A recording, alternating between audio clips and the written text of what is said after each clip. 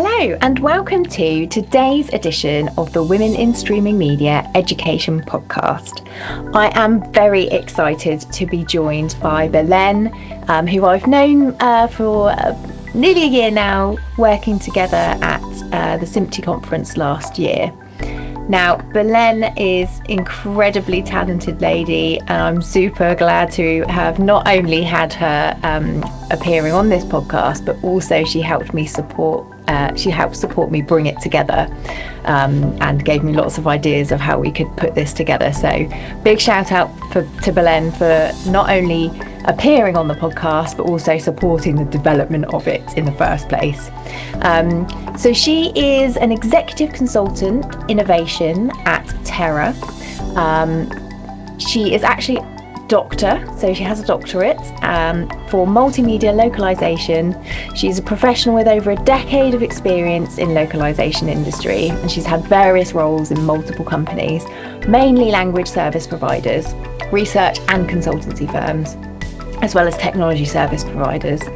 Her professional career has touched upon almost every role in the industry, including linguist, project manager, quality program manager, language control, language technology deployment manager, researcher, educator, customer success manager, vendor relationship manager, and a community builder, amongst others. Not that I'm sure there's many left to cover there.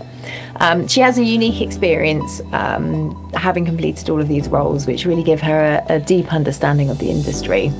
And in her recent positions, what she's focused more on is kind of AI strategy and innovation, which was where we met, because there isn't a conference without that buzzword of AI, and it was lovely to have Belén come on and give us some real kind of case studies and examples, which is what she'll be doing for us today. Her current role as an executive consultant at global language service provider Terra is bringing her passion for localization, processes and language technology to customers all around the world. She also has a bit of an academic foundation in translation and interpreting studies from completing her MA and her PhD, which was in language interpretation and translation from the university in Barcelona. She's absolutely fantastic. I'm just so pleased to have her on the show today.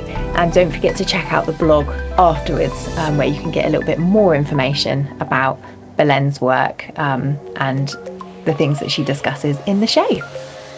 I'm so happy and so honored, so thank you for the opportunity. Thank you. So I thought it would be really useful. We're trying to keep these podcasts fairly short so people can get the information they need, but in a realistic time frame, because let's face it, we're all very busy. So if you could just start off by telling us, what is localization and how is that related to some of the accessibility services that we're going to discuss today? Yes, of course, I'm very happy to share. So yes, localization is the industry where I work on since 2011, and basically localization means making products local. That's where the word comes from, but for mainstream audience, it's translation, right? So in our industry, we take products, be it like a software, be it multimedia, content, cinema, films, whatever it is, we translate that into the different languages, and we have different modes of translating. So localization encompasses everything. So we make products accessible to people all over the world. That's what localization does. And then this is very much related with some of the accessibility services that you can find specifically in the media industry, because some of these services like captions, subtitling, audio description, or type or sign language are kind of translations as well. So audio description is translating images into words. Captions are translated sounds into words. And so we usually the companies that work in the localization space also offer accessibility services, as they are closely related. But there are also accessibility companies that are dedicated only to access services. Awesome. Now, this is one of my favourite kind of questions, because I'm always very interested in how people have got where they are. So could you just tell us a little bit about your background and how you've ended up working in this area? Yes, of course. So, well, I'm based in Spain. I'm Spanish, and I studied translation and interpreting studies, actually. Finalized my degree in 2011, and then I started working in a company that offered localization services for the gaming industry. So that was kind of my expertise for a long time. I stayed in the gaming industry for a few years, and basically, yes, we localized games, both the interface, the subtitles, and also the audio into different languages in my first company. Then I tried my luck in academia, so I moved on from there to academia, and I did a PhD funded by the European Union, and the goal of that PhD was to make immersive content, 360-degree videos or virtual reality content accessible for people with disabilities. My focus was captions and subtitles. So my PhD, basically what we did was design a prototype to implement subtitles in 360-degree videos, and then we tested that with end users, we gathered feedback, and we gave some best practices or tips to implement these access services for this type of content. So that was very fun.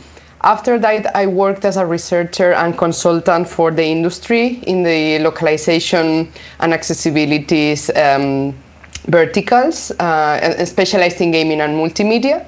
And then in my previous company, I was AI strategist for media and entertainment. So basically what we tried to do was to leverage AI technology, which is something that we are going to discuss today, and see if we could use to streamline processes, be able to localize and provide access services faster and in a more scalable way. And finally, last month I joined a new company called Terra Localizations, and here I am an executive consultant of innovation. So this company also is in the localization industry, offer localization services for gaming, but also other verticals like pharma and healthcare and so on and so forth.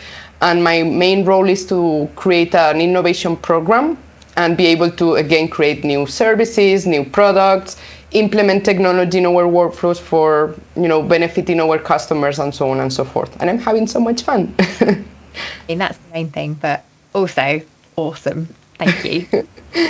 So we met when you gave a presentation for me earlier this year, which was at the Media Production Technology Show, or MPTS, in the UK.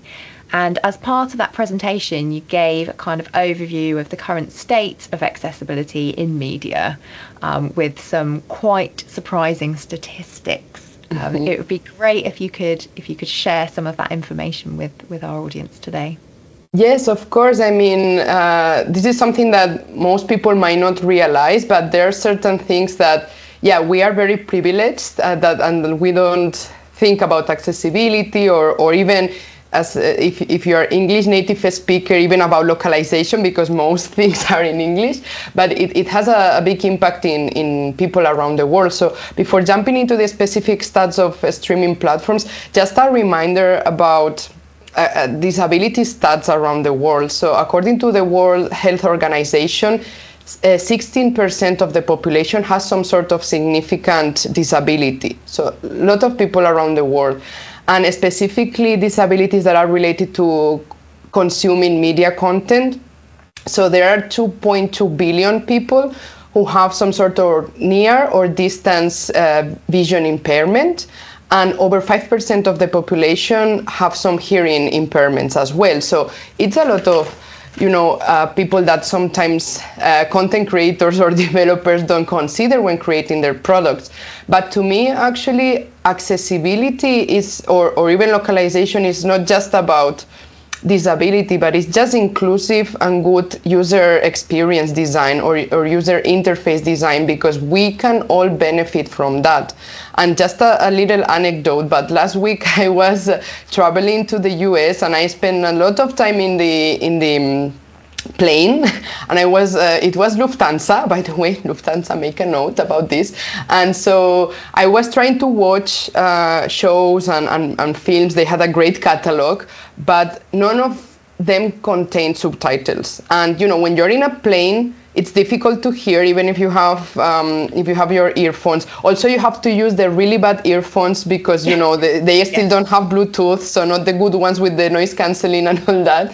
And then and there was no caption. So, and also only some languages were available. I think it was Italian, French, German, English, and then Spanish, but it was Latin American Spanish. So I love Latin America and everyone who lives there, but I'm used to the Castilian Spanish dubbing, so I could not watch something in with that dubbing. So I had to watch it in English, and I had to watch things that I already watched, like Friends, for like a 2 million time, because I knew what they are going to say. I just wanted to be entertained. So that being said, that accessibility and localization impact every one of us, no matter our ability. So sometimes it's how the society and our environment is designed rather than the disabilities of people, because people don't have disabilities if they have a way to access the content, right?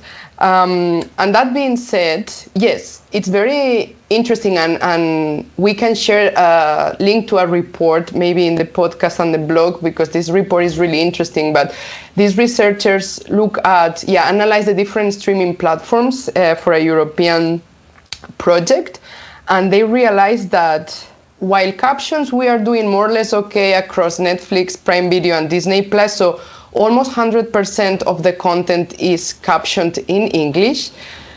Some of the major languages are also captioned, like Spanish, French, Italian, German, some of the Nordic languages in Europe, but not all the minority languages are included.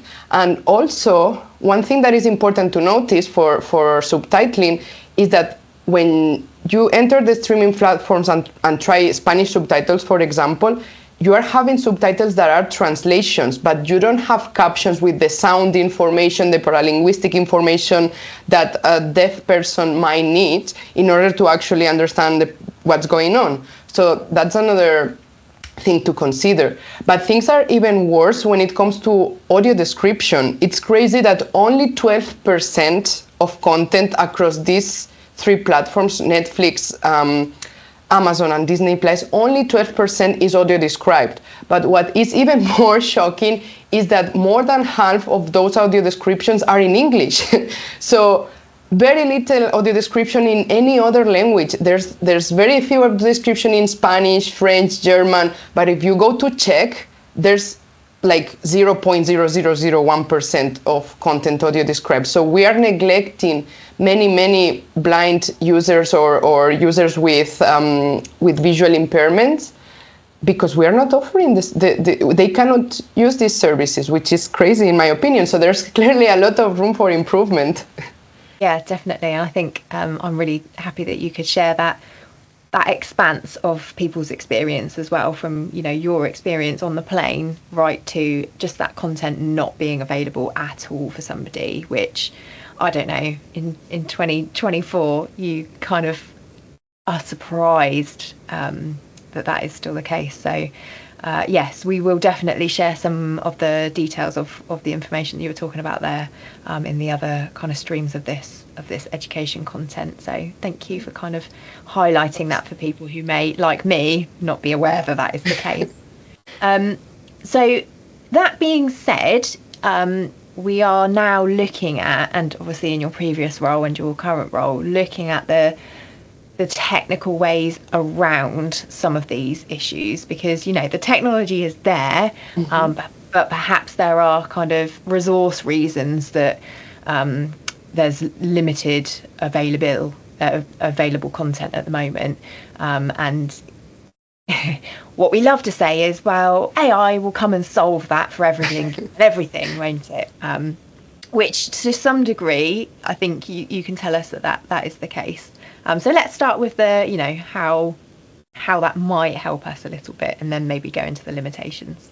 Of course, I'm very happy to share. So of course, technology has had a very positive impact in making content accessible, both linguistically and when it comes to access services. At the same time, we know that technology is no silver bullet for anything that we do as humans. And so we need to look at the limitations as well. But accessibility and localization is something that cannot be fully automated, depending on the use case. Of course, yes, sometimes it can be fully automated, but most of the times it cannot be fully automated. And as I said before, for me, both accessibility and localization is about user experience. So it's a part of the user experience of your brand, your product, your content. So yeah, for example, there is the use case of YouTube where you have automated captions, right? You can just click and you get the captions, which, it's okay. Sometimes I had to watch videos with those captions, and thanks to that, I could understand it better. So that's a use case. And it's the same with Google Translate, right? So translators would be like, oh my God, that is the worst translation ever, and how can you use that, and so on and so forth. Okay, but if you are on a Chinese website and you really need to understand something about it, or you're buying something on AliExpress or something like that, and it's in Chinese or any other language, and you just have an automated translation, maybe that's good enough for you for that specific use case, right? So there are ways where technology really democratized access and empowered users and people to be able to access more content, which I think it's great. Captions specifically, I would say, are kind of commoditized at this point, because it's like transcription, ASR technology, so automatic speech recognition technology, is implemented everywhere. It's implemented here in Teams while we are having this conversation, is implemented in YouTube, is implemented everywhere. So I think people have generally think that they are commoditized, and that, most of the times can be automatically generated. But there are things that we need to take into account. First of all, yes, one thing is that I need to, watch a random user-generated YouTube video and I use the automatic subtitles. Okay, that's fine. But if it's your product that you are actually selling, is that the most adequate solution for your users? Maybe not, because sometimes I have to say that these automated subtitles can be annoying because they are maybe sometimes not accurate, or they are super long and it's like super difficult to read them. So it depends on the use case. And I think to consider good captions, we need to create them in a way that are readable, that you can understand them, and that, basically easy to read, right? And automatic speech recognition is great at transcribing text or audio into text, but not necessarily at generated captions that are good for user experience. And some examples that I was thinking before I'm going to name some companies. So there is a Speechmatics, for example. They are great at transcribing. They have a very, very high accuracy. They can also create captions that are segmented and so on and so forth. But sometimes these captions are too long, or they are segmented in a weird way. What I'm meaning when I say they are segmented in a weird way. So for example, you have a sentence that is divided into like two different subtitles, and then two sentences are in the same subtitle, which makes it difficult for you to cognitively process that information. The transcription is there. It's pretty much like very accurate, but still is not a great experience. Then there are other companies that offer transcription to create captions that have trained their engines specifically for captioning, for example, XL8 or Aptech. And they actually take these things into account when generating the subtitles. So you have pretty neat, like well-segmented subtitles, easy to read, and so on and so forth. They are still not 100% perfect, but if you have to choose between nothing and something, maybe technologies that are more tailored for this use case are better. So I think when you are considering which technology should I use for this, like what will be better for my users, there are certain considerations that you can have. So please talk to experts instead of just plugging the first API that you find out there, and maybe you can have a big impact with little effort. So that's when it comes to subtitling, for example. And then when it comes to audio description, so yeah, of course, right now I don't think it exists any technology that can create audio description scripts automatically. So, I don't know if everyone here is familiar with audio description, but basically audio describers, what they do is that they watch content, a movie, a show, and then when people are not speaking, they have to quickly say what's going on that is super relevant for the plot so that people with vision impairments can understand what's going on. Yes, of course, there's computer vision and things like that that can tell me what's on the screen, but really it's not about that. It's not about describing everything that is on the screen, but everything that is relevant for the plot, that is meaningful and in a very short way. So I don't think technology is still there because as far as I know, it cannot reason. There are many debates out there about Gen AI. Can it reason? Can it not? I don't think it can yet. And here it's a service that you really need the human to discern what's important. But once you have the audio description script created, what you can do to improve the stats that we just mentioned that are really bad, I would say, is that you can translate that script into other languages, maybe with machine translation, have a human post-edit that machine translation, and then use text-to-speech technology to generate the audio description. This is something that can be done to offer audio description at scale. Some people might not would prefer to have everything human generated, but really, if we are looking at those stats, if I'm a Czech user in Czech Republic and I'm blind, really, if I can go from 0.001% of content audio described in my language to 5%, thanks to the integration and the efficiency that technology can bring, I think that's pretty good, and it's a good impact for the end user. So there are places where you can actually use an audio description because the narration of the audio description is quite plain and quite objective. It's not very dramatic. It's a very good case for text-to-speech technology that has existed for a really long time already. And other technology that is out there that might have some limitations, for example, and because it's not so mature, is AI dubbing. So I'm talking about text-to-speech when I talk about audio description, but then there is a speech-to-speech, which is more of a newer technology, Gen AI technology, and these models, what they do, and probably some of you have seen these cool demos where someone is speaking in English and then they speak in like German and Italian and French and Spanish, and it's like, oh my goodness, like that's amazing. And it is to a certain extent, but when you are working in localization and you really understand what is required, that is not so amazing. Things like not being able to control the accents sometimes. So the other day I was playing with one tool, I won't say the name, but I was doing a demo and I used a short clip of my current CEO speaking in Argentinian Spanish because she's from Argentina.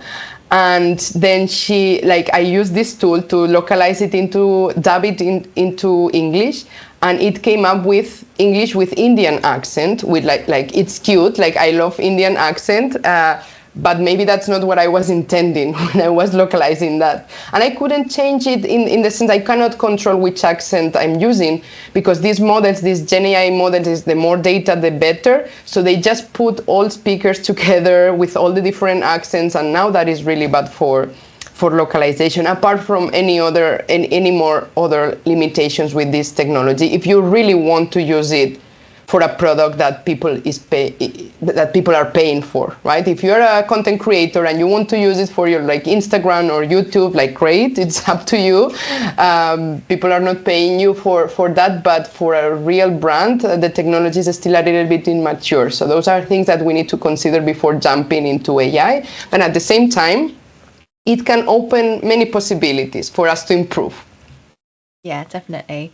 So I think that's all we've got time for today, and I really, really appreciate your time. So I think the key kind of things are that we do still have quite a long way to go before we can reach those targets of those statistics that you mentioned there about the different types of availability to different accessibility kind of points. A long way to go, but there is a lot of technology now that we could probably use perhaps more in combination. If we could get these technologies working together, a bit more of a holistic kind of use of it, we can probably solve some of those problems actually quite quickly, but it's about how you use them together And bottom line, always considering the actual user rather than just trying to get a fast fix using a piece of technology.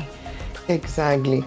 There's a balance, right? Like you can leverage technology, it can help you scale, but really partner with the right people that can give you the highest value with the least risk for you and your brand. I think that's my main takeaway when it comes to AI. But definitely it's a great outlook for us to leverage this technology and being able to make content more accessible for more people, which is I think everyone wants. Oh, definitely. Yeah. Thank you so much for joining us. And yes, you can find more of this content available in our other streams of this podcast. Thank you so much, Polly, and thank you for listening. Bye.